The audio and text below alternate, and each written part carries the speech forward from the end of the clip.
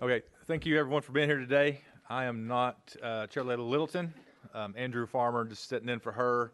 It's a busy time of year, so she's out presenting some bills, doing some things that she needs to get done. As soon as she gets back, I can promise you that I will get out of this seat and let her in it. So with that said, Madam Clerk, can we take the roll? Thank you. Representatives Bricken. Here. Farmer. Here. Gant. Here. Garrett. Harris. Here. Jernigan. Powell. Stevens. Chairlady Littleton. Chairman Farmer, you have a quorum. All right, thank you so much. Members, any comments or recognitions before we start committee? Seeing none. We do have a calendar. I want to make a few announcements off this calendar before we get started. Item 1, House Bill 330. It's been taken off notice, so without objection, House Bill 330 off notice. Moving on down, Item 4, House Bill 1258. Actually, strike that. Item 6, House Bill 1139 by Representative Miller, off notice. Any objection? Seeing none. And we have, excuse me, yes, Item 8, House Bill 1032 by Representative Shaw. He's asked for that to be taken off notice. Any objection? Seeing none. Off notice. And I believe that's all the preliminary. He does. So if we could, that's all the announcements with regards to the bills. It's going to be taken off notice. We do have Representative Shaw here. Do I see Representative Alexander? She is here. Ma'am, Item 2, House Bill 940 is yours. Members, we have a motion and a second. Motion. Second. Very good. Ma'am, and you have, I'm looking at 2 amendments. The latest one is House Amendment 6208. That is correct. That's what you move forward with. Members, we want to go ahead and get that on the bill. Motion. Second. Looks like we do. All those in favor of adopting House Amendment 6208, House Bill 940, say aye. Aye. Opposed, say no. Ayes have it. Now we're back on the bill as amended, and you're recognized. Thank you, Chairman. Thank you, Committee. This is April's law, and basically what this law does, it will increase the priority given to child safety, their well-being, their health in any state court. It prevents child abuse in situations that have been shown to increase the likelihood of children will engage in harmful behavior. So what this does is it establishes a credits for continuing education for our judges across the state that will help them to know how to recognize child abuse when they see it so that they don't put a child back into harm's way again. That's basically what this bill does. It is 2 continuing hours of training per year just in their normal continuing education, and no more than it's for 10 hours over 5 years or 2 hours each year.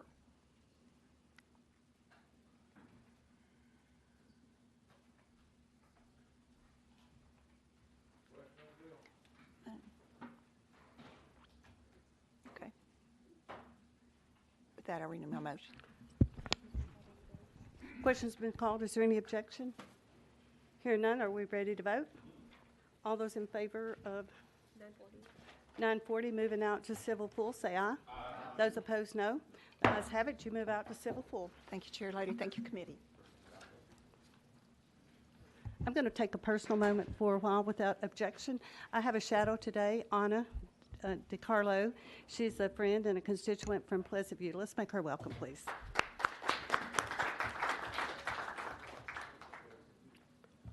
So next on the calendar we have number 3, item 630, by Representative Leatherwood. Motion. Properly motion and second. You're recognized. Thank you, Madam Chair, Lady and Committee. This bill addresses 2 of the legislative concerns that came from the Comptroller's DCS audit. The 2 concerns were caseload cap being calculated on averages. This puts in hard caps and will roll them in over the next few years. And it also addresses the concern of non-consensual sex acts at residential DCS facilities that weren't always being investigated. So again, this legislation comes as a result of the comptroller's audit of DCS, and this is the two comptrollers' recommendations for fixing those problems. Okay. And Thank you. the amendment was added on in sub, correct? I think, Or- did we put the Oh, amendment on last okay, week? right, okay. I wasn't here. Okay. Okay, so are there any questions for Representative Leatherwood? Representative Bricken. Thank you, Madam Chairman. I raised this issues last week, and I still get some heartburn about fixed case, whatever you call it, thresholds being laid out when we are already well away from even making the caseloads we're dealing with right now. And I certainly, I just think the DCS, the level of cases are so different. I mean, the assignment of what the case levels from level 1, 2, or 3, the number of those certainly would depend on case managers. I just hate this kind of this fixed grid that we're putting in place here. I just think there's a better way. I'm not smart enough to know what it is, but I just don't like this approach. So, again, that's all I want to say. Any other questions? I've worked on this bill for a long time. When I first came, it was the employees, the Tennessee, the TEA, they were for this, and I worked with them on this for years and years. And so now I think it's in the right place that it needs to be. And I think there are provisions in there.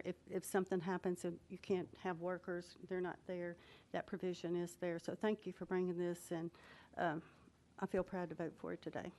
Thank you. Are there any other questions? Questions been called? Without objection, we'll be voting on House Bill 630, moving out to civil full as amended. All those in favor say aye. Aye. Those opposed, no.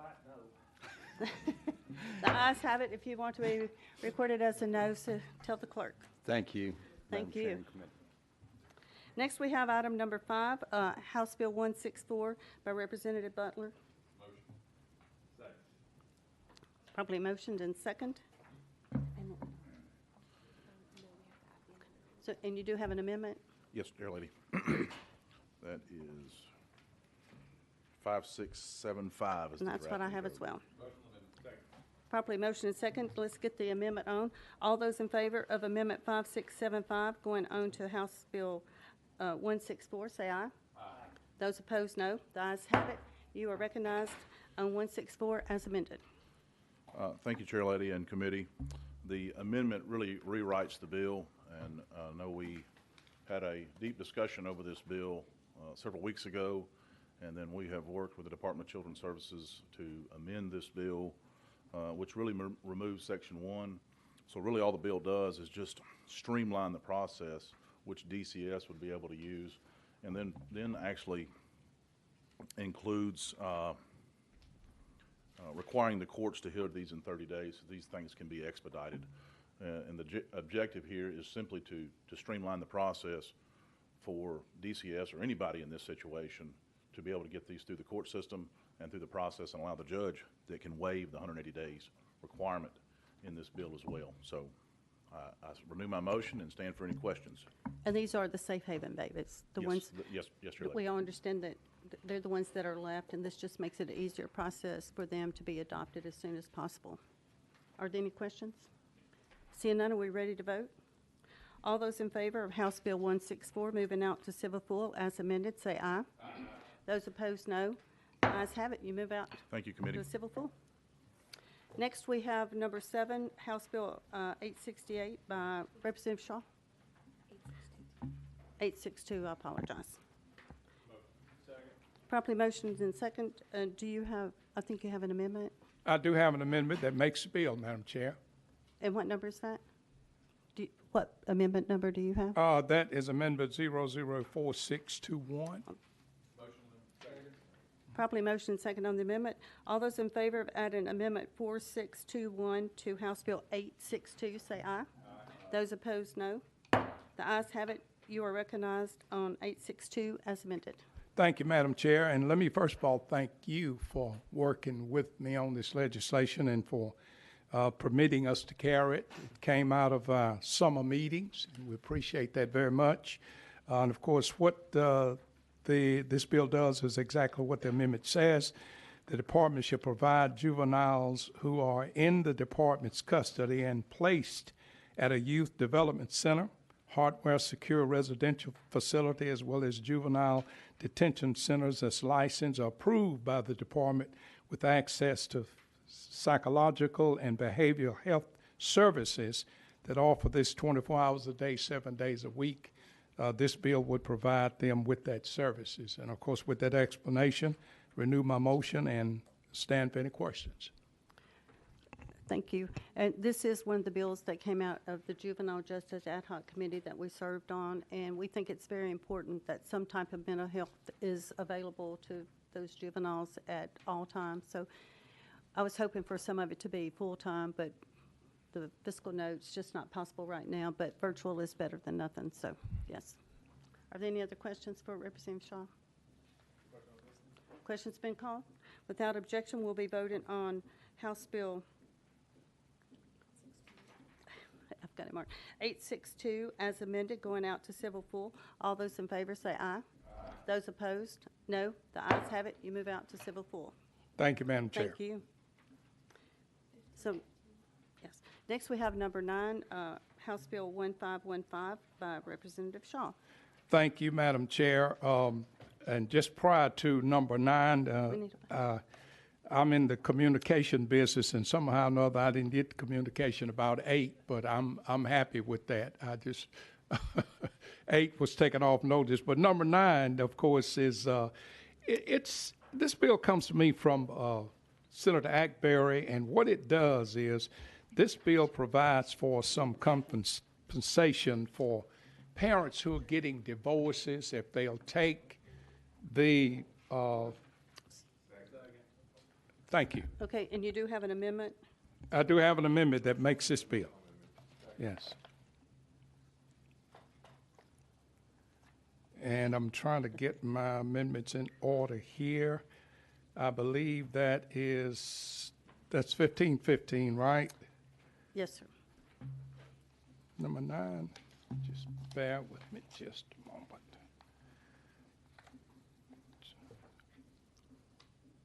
Okay, the amendment for this particular bill is amendment, hold on just a minute. Okay, I believe 1270. Is that the amendment? No, I have 5917. 591, oh, okay, 591. I'm sorry, I got a lot of papers in my hand here. Yes, ma'am, I got it right here, 5917. And of course, this amendment, what this amendment does, this amendment actually makes a bill.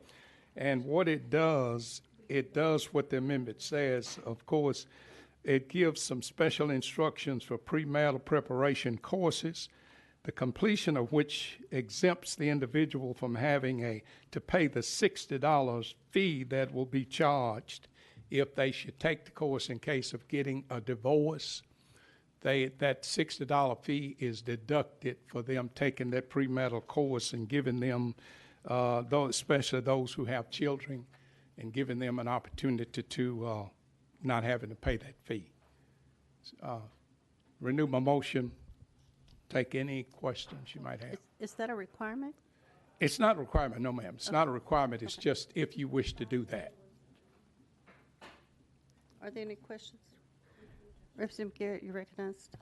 I've just got a question regarding the amendment goes into providing financial documents within 45 days after divorce is filed. Is that what this amendment does as well?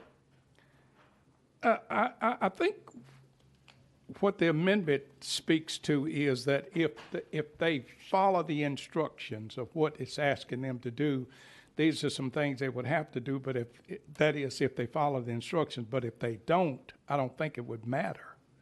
I hope I'm understanding what you're asking me. You're recognized. Maybe not. I'm reading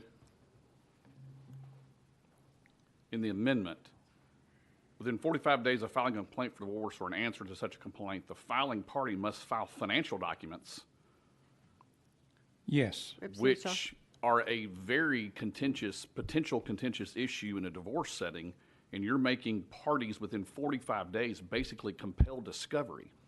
And so we have rules in discovery that allows people to ask for documents for folks, especially in a divorce setting for marital issues. And this would hamper the discovery process, if I'm reading the amendment right, by making parties produce financial documents within 45 days. This can certainly take longer to compile someone's financial records within that amount of time, and you are not required to do that if the opposing party has not asked for those documents. So you are putting the court with that paragraph with a lot of issues for discovery purposes in litigation surrounding a divorce. And so that's why grave concerns about this particular paragraph as it relates to the discovery process in a lawsuit. And I just want to make sure when you explained it, that part wasn't discussed. Yes. So I want to make sure that that's what you're intending for this amendment to do regarding a parenting seminar already has to be filed with the court if there's minor children for divorce. But you are requiring super discovery within a super amount of time after a divorce is filed, and that's going to complicate a divorce proceeding. So I want to make sure, is that what your intent to do with this Representative legislation? Shaw. What I want to say to you, Mr. Chairman, is this comes from one of your lawyer friends. And sometimes you all put information in there that maybe we don't understand. Now, I'm carrying this for Senator Agberry on the House side. I don't want to speak to what her intentions were, but what I do think is that this passed on in the Senate. But if it would make you comfortable, and I don't know if we have time to roll it to find it out, I don't have a problem with that because I am carrying it on her behalf, and I did not discuss that matter with her. I want to be totally honest with you. Representative Garrett. I do think that would probably be a good idea because there's going to be problems with getting financial information from your financial institutions within 45 days, absent a subpoena requesting that information. So this would be worth further discussion to see if this is practical. Representative Shaw. If I could make a request to, because of the lateness, to move it to full and get this discussion, and if you needed to deny it in full, could we do that? Because I do not have that question answered here today. I want to be totally honest with you. Representative Garrett. That's not my call, but I'm very uncomfortable passing this legislation like it is that would upend litigation in a divorce matter by requiring huge documents for trial, which can be a year later Sure. within 45 days of filing the complaint. So that's problematic. Chairman Farmer, did you have a question? Okay. Wait, we had some more comment. Are you good with? Representative Gant. Thank you, Madam Chair. Would it be possible if we could roll this to the Hill and maybe he can come back before we adjourn and provide the answer that Chairman Garrett's looking for? We could do that. Without objection, we'll roll to the Hill. That's right. And I'll run, get a quick answer and come back. Thank you. Thank you, Madam Chair, and thank you, committee. Thank you. Next up is number 10, House Bill 1403 by Representative Johnson.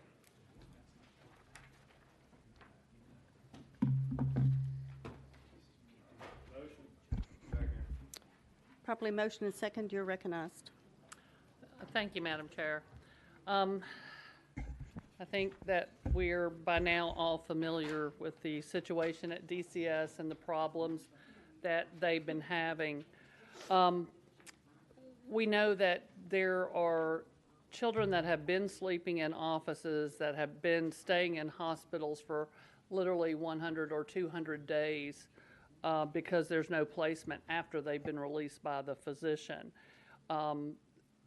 I want to read the most recent letter, which came to me this month from one of those workers, or I'm going to read part of it. I won't read the entire thing, but just to get an idea of what they're going through right now. Even though children are not in DCS offices, they are spending long periods of time in transitional housing. There's quotes around transitional. Case managers are currently these children's primary caregivers.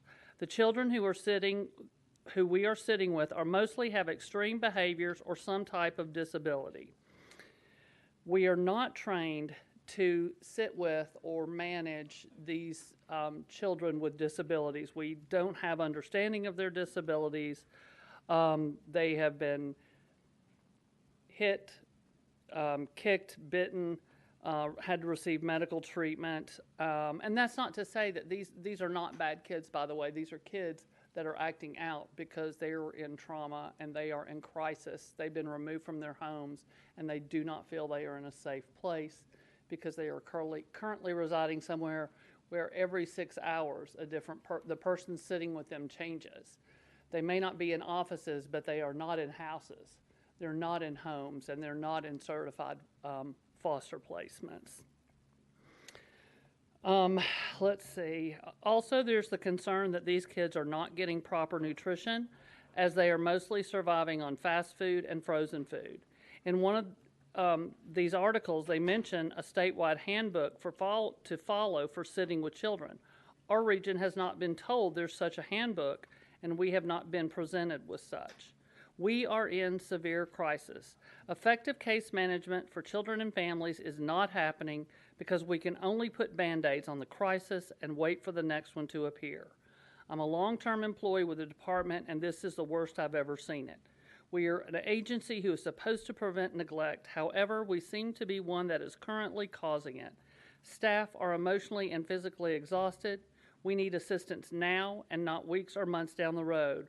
We're on the verge of collapse or some sort of disaster happening. I am unable to sign my name as fear of retaliation, but this is my cry for help. DCS children deserve better, and so do the staff. This bill is asking for a case cap of 12. That is the social work standard. I know there are folks out there talking about a 20 cap. 20 cap is what we had during Brian A. The situation was better, but the situation was not, it wasn't being successful. We didn't have successful outcomes. We still had people leaving the department. When you go to 12, as some states have done, you see employees that stick with it. You're not spending the money retraining employees, and you are making sure that the kids are going to be successful when they leave at 18. This bill is different from my bill last year that it allows some space to get down to 20 and then get down to 12. People are concerned about that, and I understand that. But the reality is, if these things get changed, these folks, these workers that were there that left in good standing, they just couldn't do it anymore because it was their mental health, their physical health, and the life of their families. When they were working 14 hours a day, getting home after doing their 50-plus caseload, then they would sit with a child for 6 hours. That place where they sit with the children might be 2 hours from where they live. One worker drove home, got home from her workday at 4 a.m. and had to get up at 6 to get her kids ready for school. You cannot maintain that type of a schedule.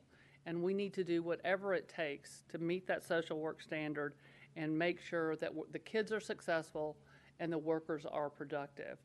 And that's what this bill does. Are there any questions for Representative Johnson? Question's been called for. Without objection, we'll be voting on House Bill 1403. Moving out to civil. All those in favor say aye. Aye. Those opposed, no. No. The noes have it. If you want to be recorded as a no, please tell the clerk. And Madam Chair, I want to go ahead. I'm going to take the next one off notice. Oh, you want to do that? Yeah, it's got, the language doesn't stretch across all departments and it could cause confusion. So we're going to take that off notice and get it in line so that it doesn't cause confusion between other departments. Okay, thank you. Thank you. So next we have item number 12, House Bill 19. I think he wanted to roll that to the Hill as well. So without objection, we will roll House Bill 19 to the Hill. So next we have number 13, House Bill 467 by Representative Himmer. Motion. Second. You are properly motioned and second, and you're recognized. Thank you, Madam Chairwoman. I appreciate your time, and I knew this was going to be a good bill when I told my sister and brother-in-law about this at family dinner, and they immediately had a spirited discussion on who gets the good dog and who would have the bad dog during a divorce. But seriously, I never thought about what happened in a contentious divorce until it was brought to my attention by one of my constituents, Tim Schrum, who is here today. And that's why I'm helping to do this law to push and clarify Tennessee divorce law to consider animal welfare during divorce proceedings and custody disputes. My constituents and divorce attorneys I've spoken to have found pet custody challenging in proceedings, and there needs to be more state guidance on how to approach this matter so that pets are treated less like property and more like family. And I'm hopeful this bill will help resolve pet custody issues before they become a problem and reflect the importance of pets on our lives. This permissive bill simply states the court may provide for the ownership or joint ownership of any pet or companion animal owned by parties, taking into consideration the well-being of the animal. So thank you for your time and consideration. I would respectfully request that we go out of session here, my constituent, Tim Schrum. Okay. Without objection, we're going to go out of session, and Mr. Schrum, if you could come up and introduce yourself and who you're with, please. Out of session.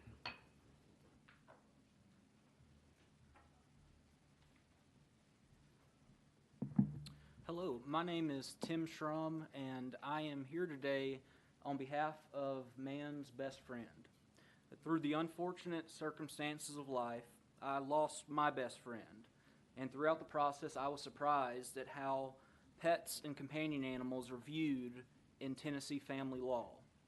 The purpose of this bill is to establish a framework that ensures the fair and equitable treatment of animals during divorce or separation while considering the well-being of that animal.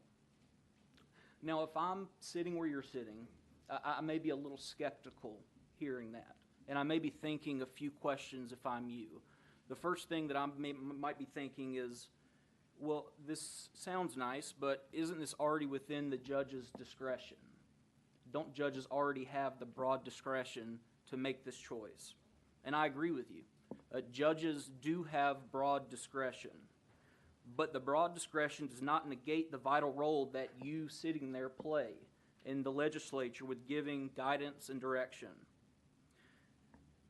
As a committee dedicating to addressing very important issues, someone could play the, quote, devil's advocate card, raising the same objection with any legislation that you bring, saying, you know, why do we need to give this guidance to the court? Why do we need to lay out these different factors when distributing marital property? It's already, the judge has the discretion to do it. This empowers you as legislatures to give the court the guidance that it needs in this.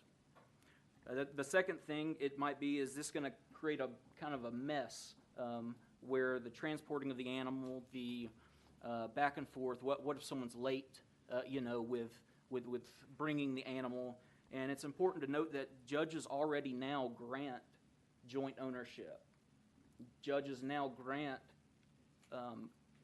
visitation with companion animals through orders of the court, and I have a copy of a few if anyone's interested in seeing it, as well as signing of marital dissolution agreements. Bills have come before this committee where a wisdom came out in the question asked, is this a solution looking for a problem? And this bill will give courts that guidance, and the question to ask is, are courts currently being flooded with contempt petitions over disagreements? from the cases reviewed and the judges consulted, this isn't happening. So we don't even have to have a what if. We can look currently that this is happening, this is being ordered. Are these disagreements that are being brought out as possibilities actually happening? Mr. Trump, I'm sorry, but your time is up. That's great. Are there any questions? Mr. Representative Jernigan? I'm really interested in what you were saying. Would you finish your statement, please? You're recognized. Thank you. Yeah, so from the cases reviewed with local judges, the famous Judge Robinson here locally, I've got copies of his orders where this has been done. The companion animals have been granted joint ownership, so it's not that we're asking anything new, it's just bringing this guidance to the attention. While they have the discretion, they may not have their attention on it. And last point is mediators are going to have a big role in this. Instead of totally ignoring it as a, I can't be bothered with this, I see the mediators helping to come to an agreement where this doesn't even get to the court as well. You're recognized. So they have discretion. You're basically wanting to codify what they're already doing with some guidance. Is that correct? Mr. Schrum, you're recognized. They are doing this. It's unfortunately, as was described to me, it's a coin flip. And equitable distribution of marital property should not be a coin flip based on which judge you get.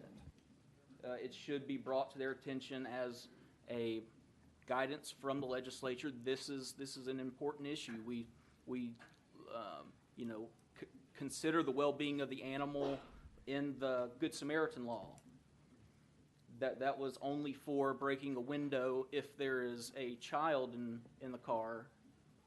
That the next year, I believe Representative Hawk made national news because he extended that well-being consideration to a pet, and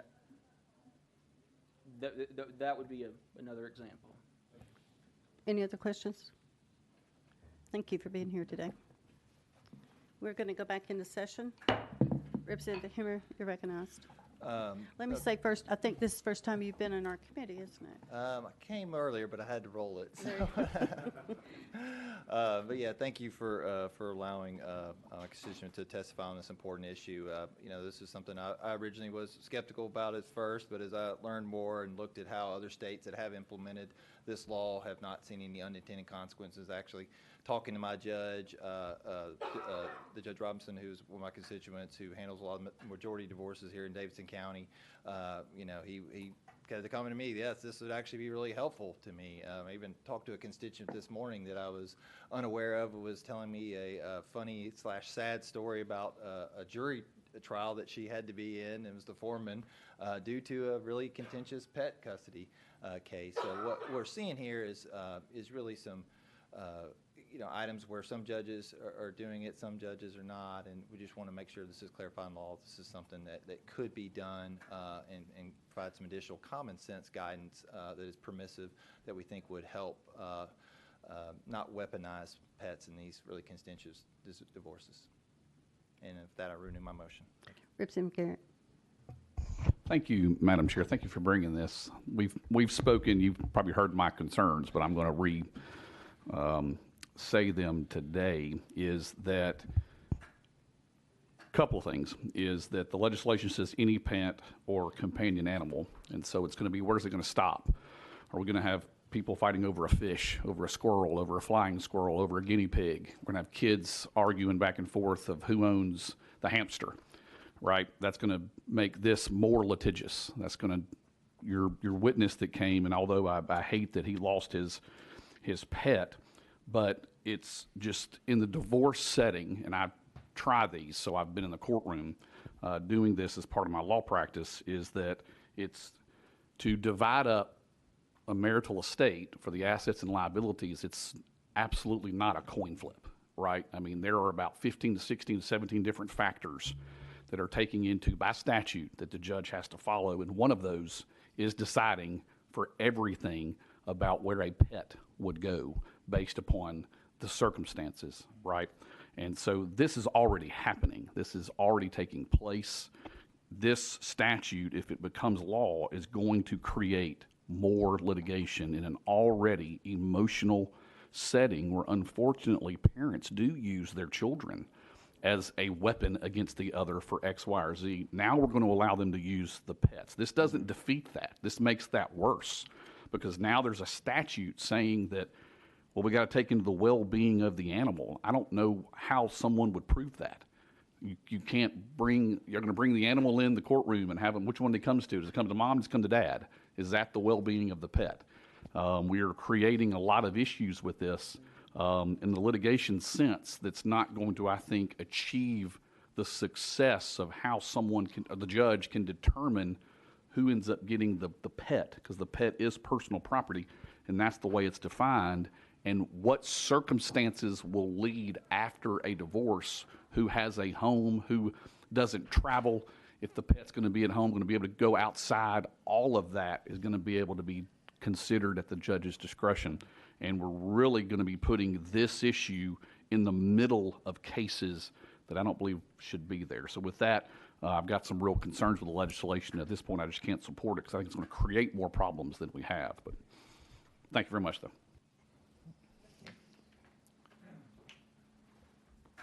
Thank you, Madam Chairman. And to the sponsor, first of all, I want to thank you for the way you have worked this bill. You've been very diligent, but very fair, and have certainly, I think, approached all of us about it. And again, if you work all your bills like this, you'll be very successful up here. There, you did ask me if I'd go back home and talk to my divorce judges and my divorce attorneys. And I didn't get hold of the judges, but I got hold of two prominent attorneys in my county, and they gave them the bill. They read them, and they kind of sadly rolled their eyes and said, "Man, I think this would open up a slippery slope." And and again, I'm not a lawyer by any means, as they said, under the equitable distribution of personal property that the judges have within their discretion, and if the judges are doing their job, the pet will get in the right place. So, but anyway, I went back, I talked to them, and so again, I appreciate you bringing the bill, appreciate how you worked it, but I sadly will probably be voting against it. So.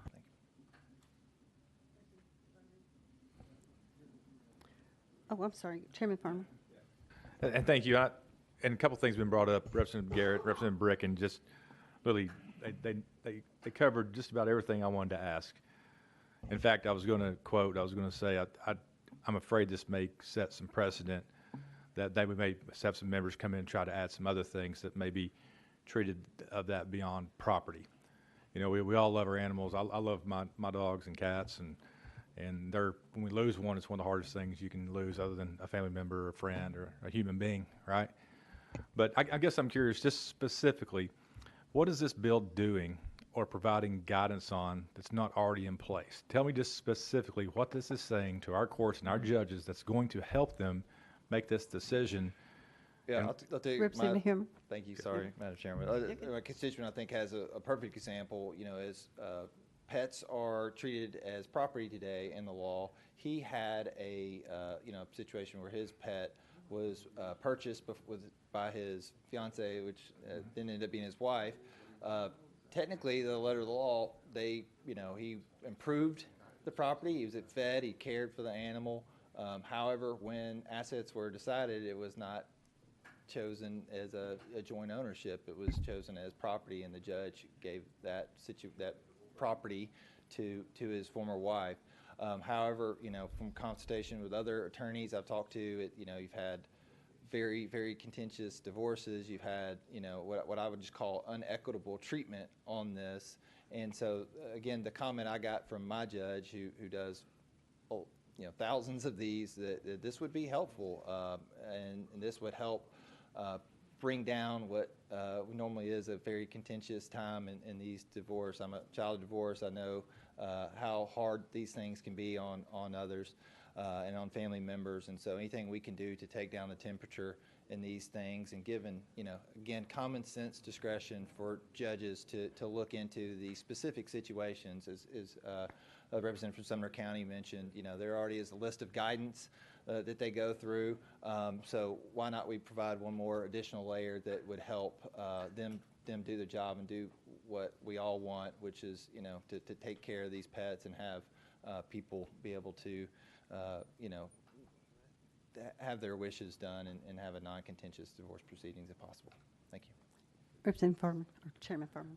And I appreciate that, and as Representative Rickens said as well, I appreciate how hard you worked this piece of legislation. You've done your constituent right, no matter what happens today, whether this passes or if it stays here. Just want you to know that, want your constituent and constituency to know that as well. But, there's no parameters in place other than what's set out in the statute in regards to property. Pets are property, and that's not going to change. I don't foresee that changing anyways, but I don't see any reason why courts, that if they feel strongly about this, a lot of times courts and judges will put down and they'll create their own local rules, right? And they'll ask lawyers to create things and have things turned in by a certain amount of time. So I don't see any reason why, if there's a jurisdiction somewhere where you have an elected judge, and maybe the constituents go to that judge and say, hey, this is what we'd like to see, or we're going to replace you. Maybe in their local rules, they could put down some parameters of maybe some reasoning why a pet, a dog, whatnot needs to go where, and maybe they hear those briefs beforehand. I think maybe they could do that by local rule without having us to step in and do this. Also, I had some issues with the enforcement component of this. I mean, tying up court time, hearing contempt beyond that of just maybe what's in the marital dissolution agreement, contempts on the placement of an animal, maybe visitation of an animal, taking up time to that of a child. It concerns me as well. I don't know if this gets there or not, but I know a lot of members, we've had a lot of discussion about this. You and I have, and so have the members of this committee. So we haven't taken this lightly, but I just think there's a lot of questions out there and like what ifs. So at this point in time, I'm not going to be able to support your piece of legislation, but I do appreciate your hard work and everything you've done. Representative Jernigan. Any more questions? Renew my motion, Madam Chairman. Excuse me? I would like to renew my motion. Okay. Question's been called for. Without objection, we'll be voting on House Bill 467. All those in favor say aye. Aye. Those opposed, no. No. The noes have it. Sorry. Thank you. Thank you, committee. Next, we have item 141177 by Representative Garrett. Motion. Second. That's going to be off notice. Off notice, okay. Okay, next we have number 15 on the House Bill 589 by Representative Gant. Second. Properly motion and seconded on House Bill 589. Representative Gant. Thank you, Chairman and committee. And this is another piece of legislation that came out of Speaker Sexton's Juvenile Justice Subcommittee, ad hoc committee this past fall. And what this legislation does is the present law generally provides that all applications, certificates, records, reports, and all legal documents, petitions, and records made or information received that directly or indirectly identify a child or family receiving services from the Department of Children's Services, or that identify the person who made a report of harm, must be kept confidential and not be disclosed, except if certain exceptions apply. However, present law also specifies certain circumstances when the department must release information. One such circumstance is when a law enforcement agency, grand jury, or court requests the records upon presentation of an appropriate court order. This bill adds to this provision that records must also be released to a district attorney general upon presentation of an appropriate court order. And Madam Chair, this, as I mentioned, comes from our ad hoc committee that you chaired this past fall, and I will say that we have got a lot of positive legislation this session from that ad hoc committee, and and would like to see this pass out of committee today. Thank you, Representative Gant. We worked hard all summer on the Juvenile Ad Hoc Committee, and thank you for your hard work as well. And I know sometimes you didn't feel real well to missed a little bit and watched us or put your 2 cents worth in virtually, but this is a good bill. This is one of the things that we heard, that this is much needed. We heard repeatedly, so it's good, and thank you for bringing it. Yeah, Madam Chair, you brought back a memory. I think I was actually in the hospital bed texting with you while you were live in committee, so, Yes, so and that afterwards, yes. brings back some fond memories, so. Yeah, sorry about that. Well, we were just proud that you were there with us. So, are there any other questions? Oh, Representative Bricken. What's, any reason why district attorneys would have been excluded from this, allowing to apply for this order before? It sounds like it, I mean, was that just an oversight, you think? Representative Camp. I think we're just reaffirming that in this legislation to clarify that that is the case. That's fine. That's Any other questions? Questions been called for? Without objection, we will be voting on House Bill 589, moving out to civil justice. All those in favor say aye. Aye. Those opposed, no. The ayes have it to move out to civil full. Next, we have item 16, House Bill 1393 by Representative Harris. Thank you. Properly motion and second. And I see that you have an amendment. Which one do you want to go with? A amendment number, Chairman, is going to be 4725. That's not what I have.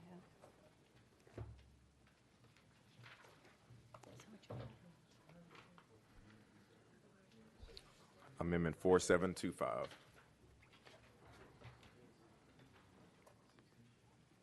I think. Give us a minute. That's not what I Oh, have. I'm sorry. Hold on one second.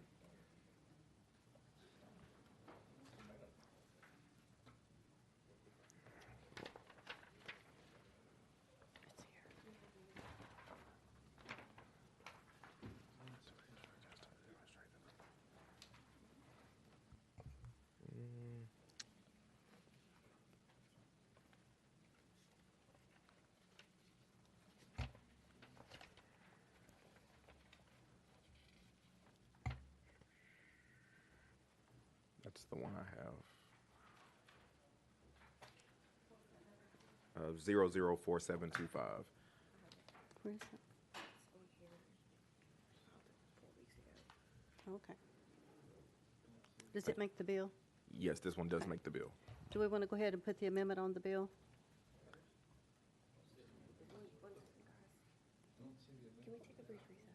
We're going to take a brief recess, a 1-minute recess. 2 weeks ago.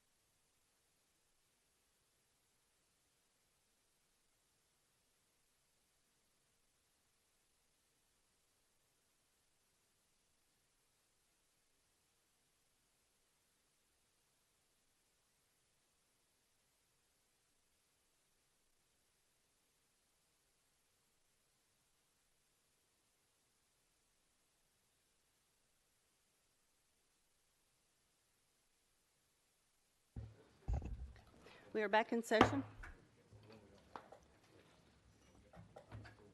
So that was a technical change, correct? Yes. Okay, all right. So we're ready to proceed?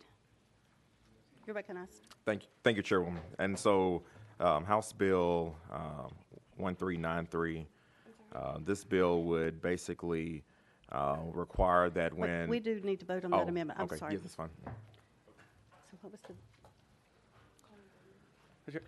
Chairman Farmer. Yeah, if I could, I want to make a motion that we hear this amendment, but can we know what the amendment does first? As Yeah, I I'm understand, gonna read it. it's really short. Yeah. So could you just tell us what it does? The Yes, committee- so, Recognized.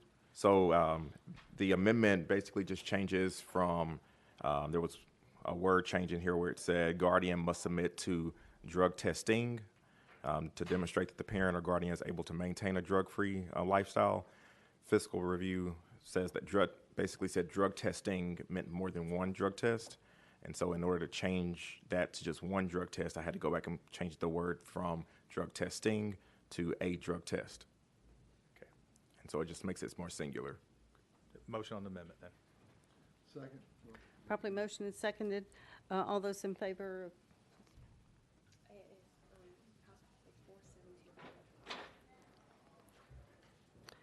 All those in favor of adding 4725 onto House Bill 1393, say aye. Those opposed, no.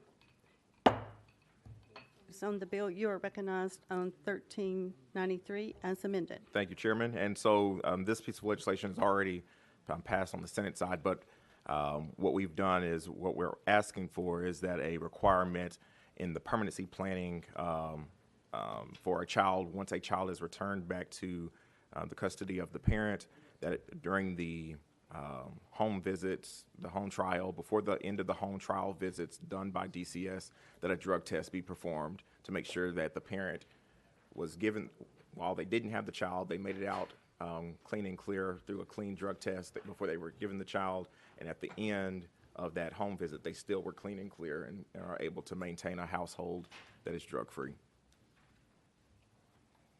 Any questions for Representative Hare? Representative Burton, you're recognized. Thank you, Madam Chairman. I assume the fiscal note that I have, the 8.5 million state increase and the 4 million federal has been modified. Have you got the new fiscal note just on the A-test? Yes, and so they would cut it into half and it'd be $326,200. 4 million or what? $326,200. At the state level? Or- Yes, increase the state expenditures, $326,200. Oh, that's from 8 million down to 300 and something thousand. Yeah, that's Big difference. $199 drug test for approximately 3,295 parents. Thank you. Any other questions? We ready to vote? All those in favor of House Bill 1393, moving out to civil pool as amended, say aye. Aye. Those opposed, no. Ayes have it. You Thank vote you. up. So next we have number 17, House Bill 1394 by Representative Harris. Thank you so much, Chairwoman. So this piece of legislation here, and I'll just, I'm sorry, motion. Yeah. Good. This piece of legislation, House Bill 1394, would make it into a requirement that the Department of Children's Services not, with the money that the dollars that are collected on when it comes to survival benefits, disability benefits, or otherwise from the Social Security Administration or the Department of Veterans Affairs on behalf of a child in the custody of the department, that the department shall receive and hold those funds in a trust account for the child to be able to receive those funds upon the child's 18th birthday, and rather than taking those funds from the child and putting it in our bottom line, that we actually give it back to the child. I know that there's some discussion that needs to happen around this one with DCS being able to do this, and so what I'm going to do is take this one off notice and bring it back and work with them for next year. Okay. Without objection, House Bill 1394 is off notice. So next we have my bills.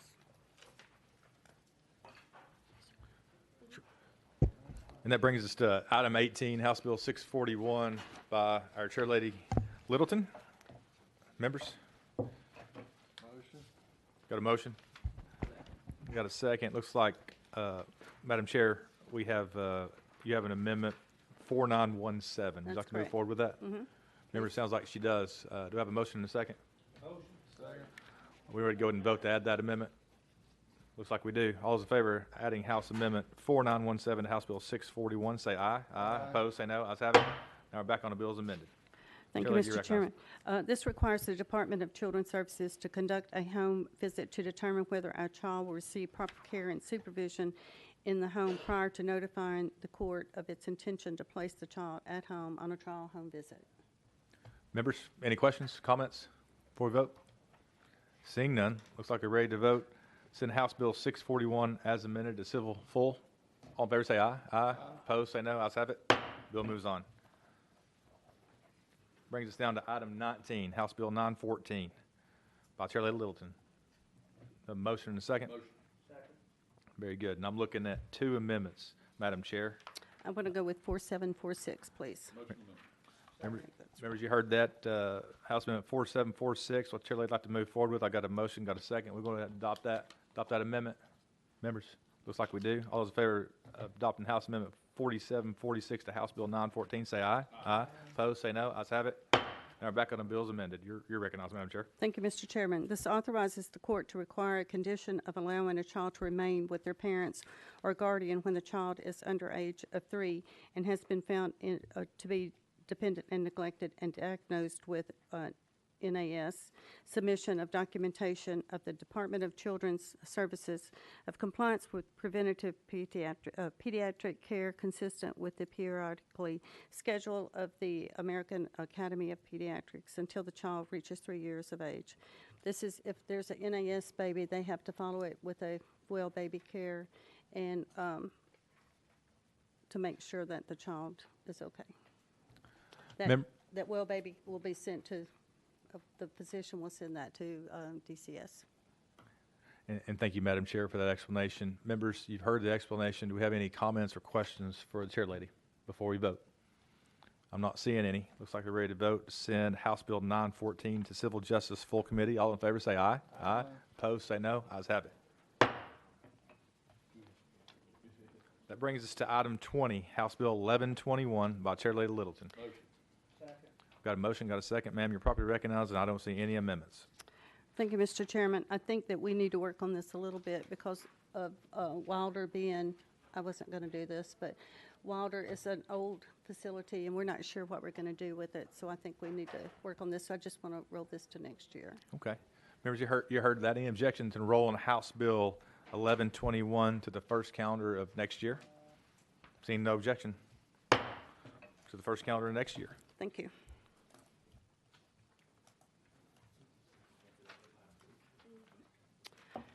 And I want to say, I saw Jim Lehman in here a while ago, the new proud father. Yeah, he's back early. So I think he's going to take his leave when his wife goes back to work. So I think that was number 3 for him, but I missed it while he was here. But congratulations to Jim and his new baby. Yep. Okay, so next we have an item 21, House Bill 944 by Representative Alexander. Properly motioned and seconded. I do see an amendment. Motion on the amendment. Second.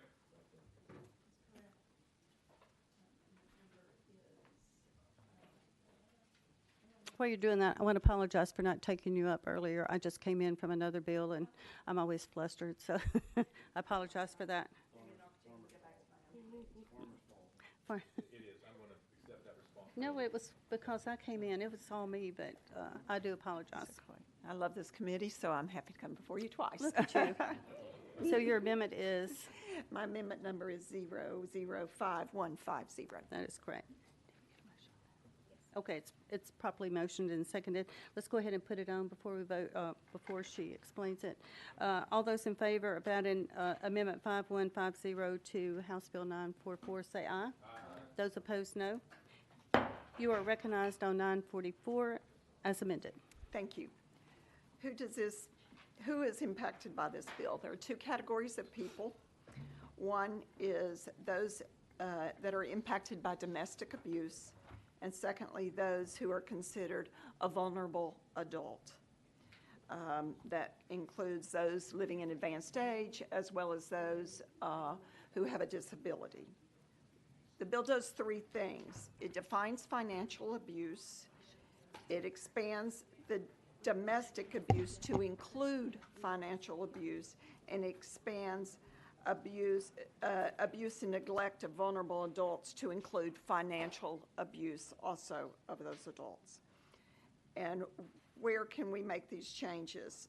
The definition for financial abuse will be a new code section being housed underneath domestic abuse section of the TCA. And the new code section will be also cited as TCA Title 36, Chapter 3.8. For expanding abuse to financial abuse, this is added to the existing definition of domestic abuse. With that, I renew my question. Thank you for bringing this. We all know that that's an issue from time to time, not just watching it in the movies. We know that it happens for real. So thank you for bringing this. Are there any questions for, questions been called? Without objection, we will be voting on House Bill, let me get the right paper. House Bill 944 as amended to go out to civil full. All those in favor say aye. Aye. Those opposed, no. Ayes have it. You move to full. Thank you, committee. So next we have the special final calendar, number 22, House Bill 1395. Oh, that's right. I'm getting ahead of myself. Next, we're going to bring up number 4 that was rolled to the Hill, House Bill 1258 by Representative Idle.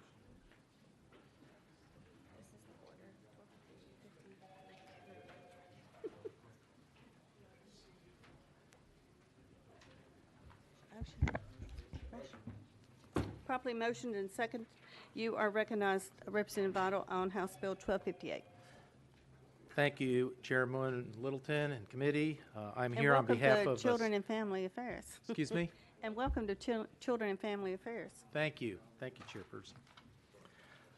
I'm here on behalf of Senator Gardenhire. Wished I was saying I was here on behalf of Representatives and Chairperson Sexton, but Speaker, but I'm not. And behalf of Honorable Chancellor Atherton of Hamilton County, in hopes of adding protection for parties in an estate. Currently, under probate law, all parties of an estate are entitled to file an objection to claims from creditors. However, there are no obligations of the executor or the administrator to notify the interested parties that a creditor's claim is filed. These interested parties only have 30 days to submit an objection. Oftentimes, these claims are never objected because interested parties are unaware of the claim has not been filed. However, the bill simply requires the administrator to serve a copy of each claim within 5 days by U.S. mail to any party interested in the estate, either a creditor, distributor, heir, or otherwise. Thank you for consideration on this. I know there are those who have more knowledge of this issue, and I'm willing to try to seek answers or talk to legal. Thank you. Representative Stevens, you're recognized. Thank you, Madam Chairman. I have several concerns with this bill. First off is the word serve. So whenever you talk about service, that's kind of an enhanced level of notice.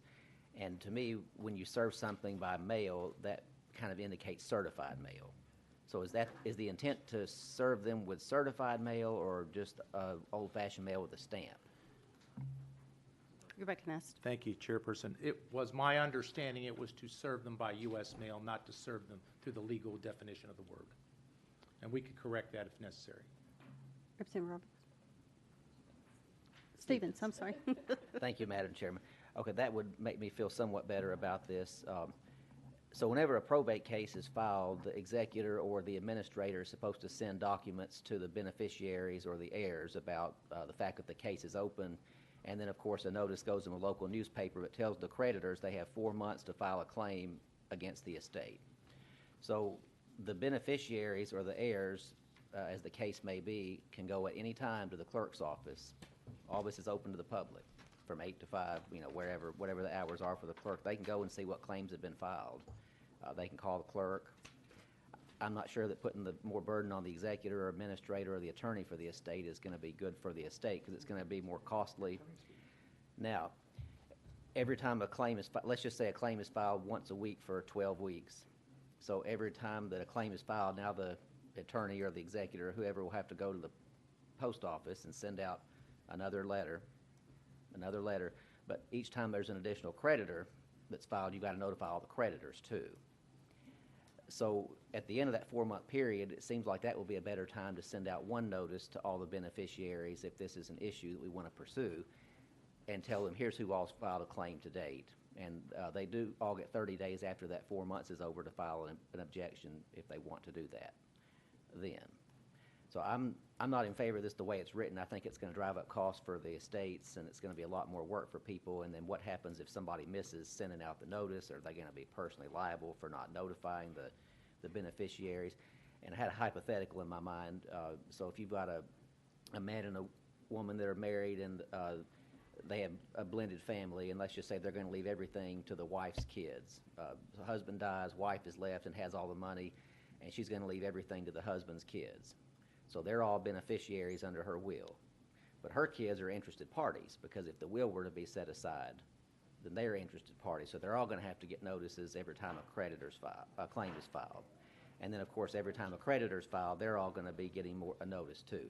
So I think this is going to be a lot of work. It's a good intention thing, but I think the best way to do it is going to be, if we're going to do this, to send it after the 4 months is over just one time instead of every single time a claim is filed. You're recognized. Thank you, Chairperson.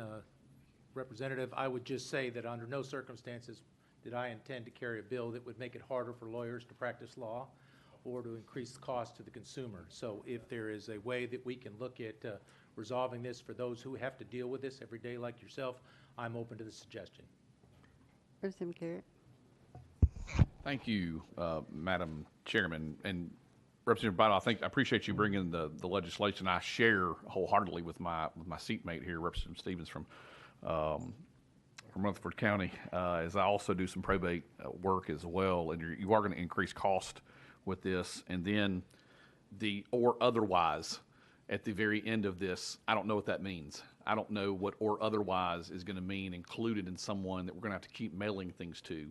In any type of pleading that's filed with the court, you would have what's called a certificate of service, and that gives the beneficiaries, it says to the court that you mailed the notice of whatever's being filed. And the word serve, I'm afraid, can mean personal service, which is the enhanced notice, that we'd have to personally serve each creditor, distributee, heir, or otherwise. And so I don't believe this is in a great posture for language of what you're trying to accomplish. I am interested in Representative Stevens' suggestion about at the end of when the claims period is, when the statute runs, either 4 months from the date of publication or a year after the date of death, then there can be something mailed to the beneficiaries of whatever claims are out there, because obviously that'll affect whatever distributions come when the estate is finalized, or when distributions are to be made. They'll know they have to pay legal debts of the estate, which are those that are filed, a claim has been filed against the estate. So I believe this is real or too vague to understand what we're trying to accomplish in providing notice to creditors and then to creditors when there's another creditor that files a claim. So I think that we've got a lot of things going on here that I'm not sure we know what we're supposed to do when a claim's filed against the estate. So those are my concerns, Madam Chairman. Thank you, Representative Vital. Representative Vital. All I can do is agree with you totally to try to find a better way to make it more beneficial for families in a state situation to work with their counsel to get the issue resolved. So would you like to take this off notice and it still be alive and work on it during the summer for next year? yes, Madam Chairman. Because this is going to be our last calendar. So I think that would be an appropriate action. without objection, we're going to take it off notice. Thank you. Thank you.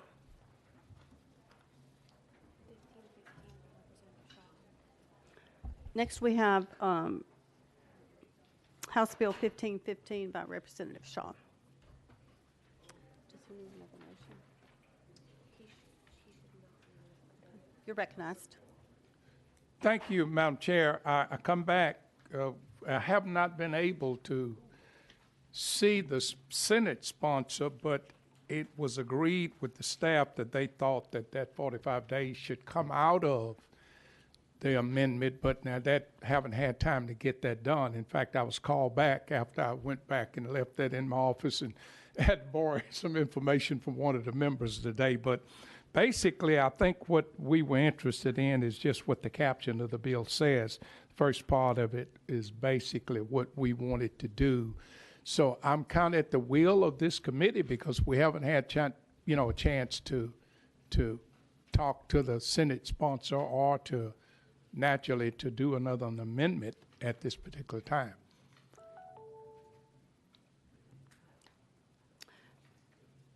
Representative Stevens? Thank you, Madam Chairman. Was this filed as a caption bill, or was this something that was actually something that you wanted to accomplish? This was something we wanted to accomplish, but basically we wanted to just accomplish the incentive of deleting the $60 if the person do the premarital course. Representative. And as Representative Garrett said earlier, the amendment doesn't say anything at all about the $60. Right. So I'm trying to figure out how we got from there to here. Representative Shaw. And that, Mr. Rep, I don't know the full answer. That's what I went to get the answer to, and of course the senator was busy. But according to her staff, I think that was her intention. I don't know if she just did not do the right amendment or sent me the wrong amendment. I honestly do not know. That's why I'm back here at the mercy of the committee, because I think that was her intentions as well as mine, because that's why I took it, because of the incentive of the $60, but not to do anything to cause the courts any problem. Representative Shaw, I think we should just take this off notice and let you work on it. I don't think anybody here is happy with it right now. So, without objection, it's off notice. Thank you, and thank you, committee, for listening to me. Thank you so much. So next we have item House Bill 19 by Representative Chisholm.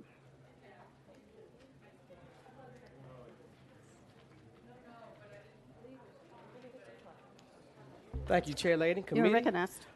House Bill 19, in order to get it in the right posture, we're going to take this bill off notice so we can have further conversations to make sure that we have a good bill that's good for all Tennesseans.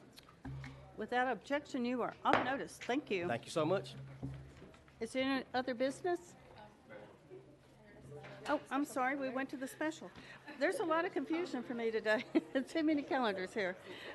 Okay, so we are now on item 22, House Bill 1395, on the special final calendar. You're recognized. Thank you, Chairman. Motion. Thank you. Properly motion and second. And I see you have an amendment. Okay, so I do have an amendment. This amendment technically is the one we put on last time, but the other amendment just came at 12:01 that was supposed to have made it. But this bill was I went back and listened to the video of our last committee, and one of the changes that we needed to make was to make sure that the direct payments went to the insurance company. And so that's what that amendment was intended to do. And so unfortunately it didn't make it. If we were to move this out into the next committee, obviously it would be on there because the amendment number is 006420. I just have to get it put on there. We've just not done that at all this year. The amendment was what time? Say that one more time, I'm sorry. When did you file the amendment? It's put in, it's just not, I just received it back. Oh, he just received it. Let's